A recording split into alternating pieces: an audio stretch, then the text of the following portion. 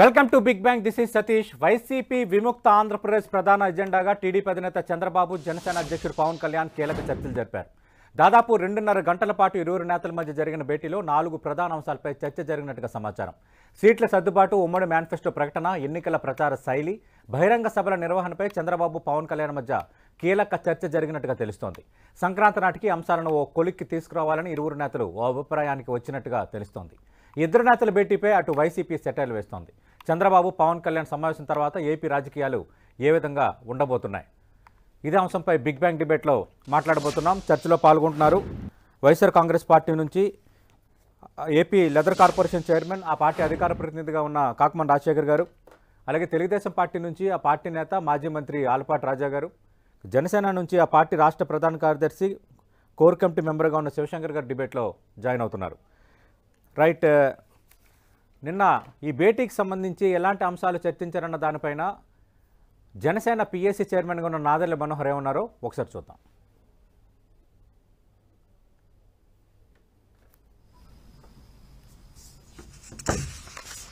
PCR Nadella Manohar ఏమన్నారో ఒకసారి చూపించండి. పవన్ కళ్యాణ్ గారి నివాసానికి మాజీ ముఖ్యమంత్రి, తెలుగుదేశం పార్టీ అధినేత చంద్రబాబు నాయుడు గారు వచ్చి సుదీర్ఘంగా 2.5 గంటల సేపు భవిష్యత్తులో ఎన్నికల వ్యూహం పైన ఆంధ్రప్రదేశ్కి ఒక చక్కటి పరిపాలన అందించడానికి ఏ విధంగా వైఎస్ఆర్సీపీ విముక్త ఆంధ్రప్రదేశ్ కోసం కలిసి పనిచేయాలో దానికి సంబంధించిన వ్యూహాలు, రాజకీయ అంశాలు, అదేవిధంగా పార్టీ పరంగా సంస్థాగతంగా మేము చేసుకోవాల్సిన కొన్ని నిర్ణయాలు, ఆ బలోపేతం కోసం సుదీర్ఘంగా చర్చించారు. తప్పకుండా ఆంధ్రప్రదేశ్ ప్రజలకి ఒక మంచి భవిష్యత్తు ఉండే విధంగా ఈ చర్చలు చాలా సంతోషకరంగా జరిగినాయి. భవిష్యత్తులో కూడా అన్ని కార్యక్రమాల్లో ఇరు పార్టీల క్యాడర్ నాయకులు కలిసికట్టుగా విజయం సాధించి రేపటి రోజున మంచి ప్రభుత్వం, మంచి పరిపాలన అందించే విధంగా తగిన చర్యలు తీసుకుని ముందుకెళ్తామని ఈ సందర్భంగా ఇరు పార్టీల నాయకులు ఈరోజు నిర్ణయించుకున్నారు. ఆలపాటి రాజా గారు, గుడ్ మార్నింగ్ సార్. నిన్న 10 ఏళ్ల తర్వాత ప్రతిపక్ష నేత, మాజీ సీఎం, మీ పార్టీ అధినేత చంద్రబాబు నాయుడు పవన్ కళ్యాణ్ నివాసానికి వెళ్లారు. ఉమ్మడి మేనిఫెస్టో సీట్ల సర్దుబాటుపై చర్చ జరిగింది అంటున్నారు. సంక్రాంతి కల్లా దీనిపైన ఒక క్లారిటీ రాబోతుంది. 1 ఉమ్మడి మేనిఫెస్టో, 2 సీట్ల సర్దుబాటుపై. మీరు అదే క్లారిటీతో ఉన్నారా? ఖచ్చితంగా సంక్రాంతి కల్లా వీటిపై పూర్తి క్లారిటీ రాబోతుందా? ఒకటి సతీష్ గారు, ముందు రాష్ట్ర ప్రయోజనాల మీద డిస్కస్ చేసినట్టుగా కనబడతా ఉంది సార్. 2 రాష్ట్రాన్ని ఏ రకంగా ముందుకు తీసుకెళ్లాలి, ఈ యొక్క నిరంకుశత్వ ప్రభుత్వాన్ని ఏ రకంగా కూలగొట్టాలనే దాంట్లో ఇద్దరికి యొక్క ఏకాభిప్రాయాన్ని మనకి చాలా సార్లు వెల్లడించడం జరిగింది ఇరు పార్టీలు కూడా. నిన్నటి సమావేశం ఎప్పుడు ఎన్నికలు, ఎందుకంటే 2 రోజుల ముందర ముఖ్యమంత్రి గారు కేబినెట్ మీటింగ్ లో ఎన్నికలు ముందు రాబోతున్నాయనే ఒక సూచనని వాళ్ళ కేబినెట్ లో డిస్కస్ కూడా చేయడం జరిగింది. ఎన్నికలు అడ్వాన్స్ అవ్వచ్చుంది. దీని మీద సహజంగా, ఎందుకంటే 2 పొత్తులతో కూడినటువంటి ఆలోచన చేసే రాజకీయ పార్టీలు కాబట్టి సహజంగా చర్చలు జరిగి ఉండొచ్చు. ఎప్పుడు అనౌన్స్ చేయాలి, ఏ రకంగా అనౌన్స్ చేయాలి, ఎట్లా ఉండాలి పొత్తులు అనేది సహజమైనటువంటి ఆలోచన.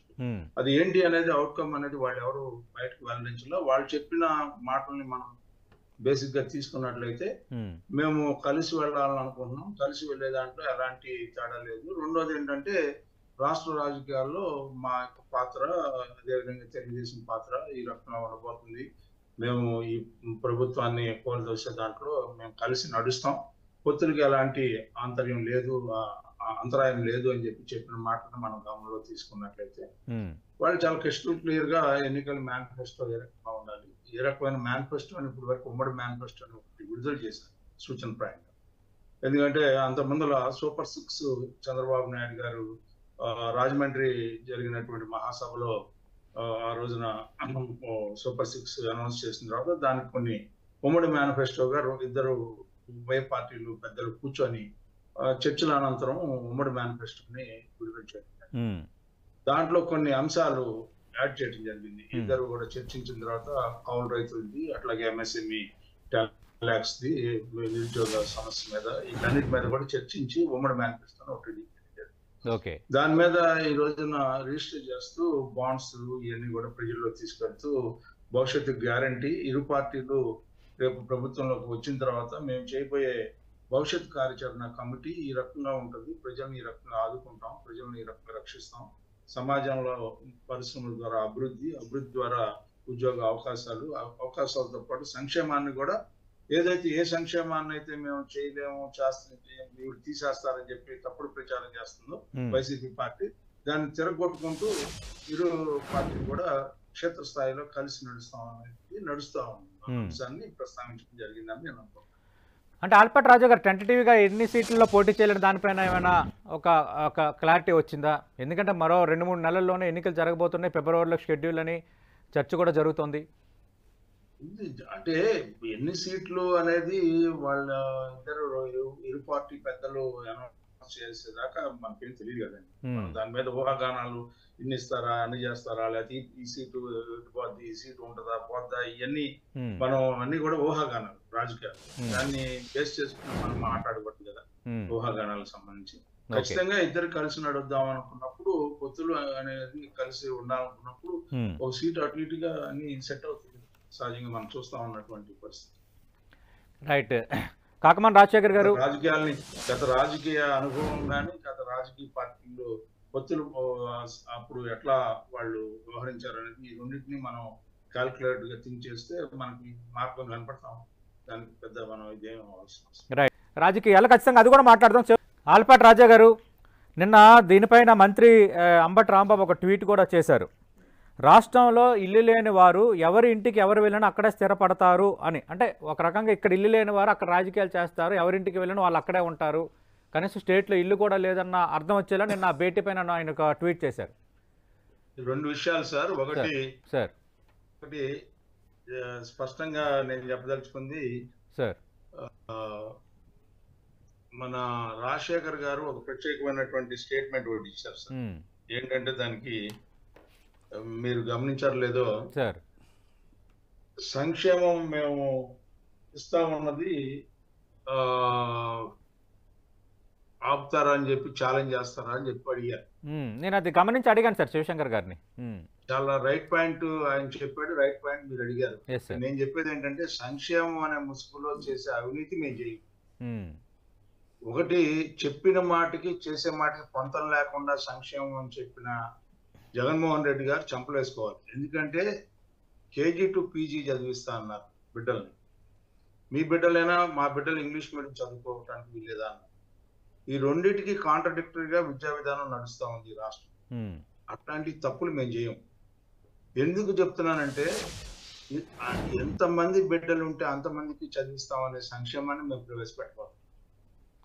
అంతేకాకుండా కౌలు రైతులకు కానీ సహాయం చేసే విషయంలో ఈ రోజున ఆత్మహత్యల స్థానంలో 2వ స్థానంలో, కౌలు రైతులది మొదటి స్థానంలో, 3వ స్థానంలో అప్పులు రైతుల మీద పెనుభారం వేసినటువంటి ప్రభుత్వంగా మేము ఉండదలుచుకోం. రైతులకి న్యాయం చేయటమే కాకుండా రైతు భరోసా కేంద్రాలు పెట్టి రంగుల కేంద్రాలుగా మార్చినట్టు మేము చేయదలుచుకోం.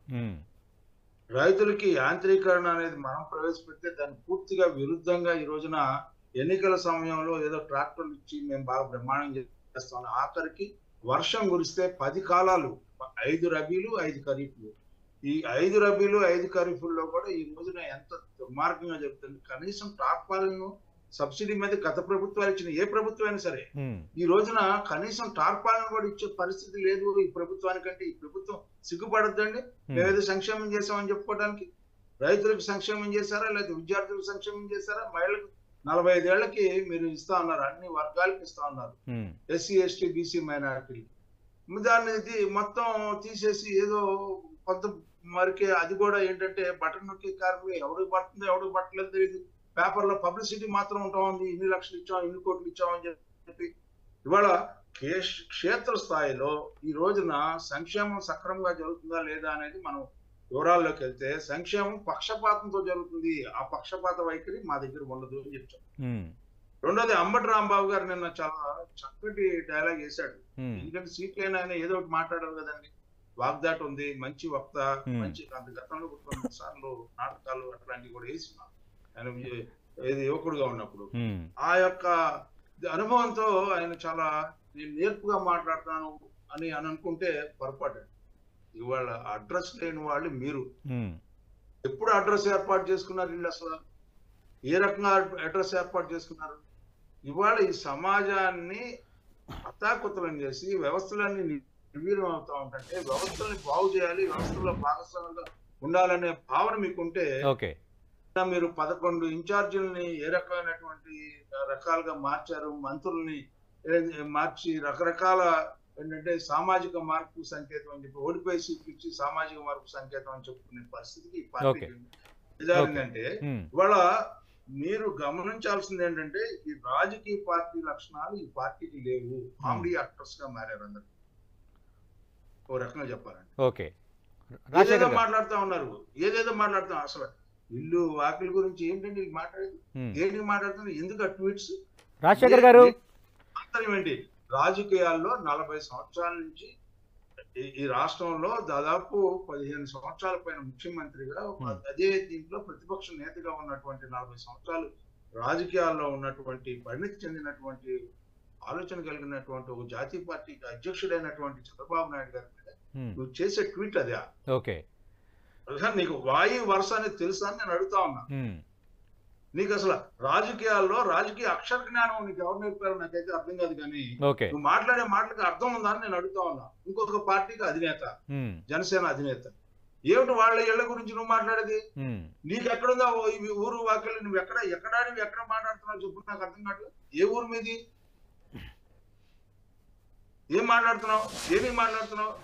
ఎవరిని ఏది రెచ్చగొట్టడానికి?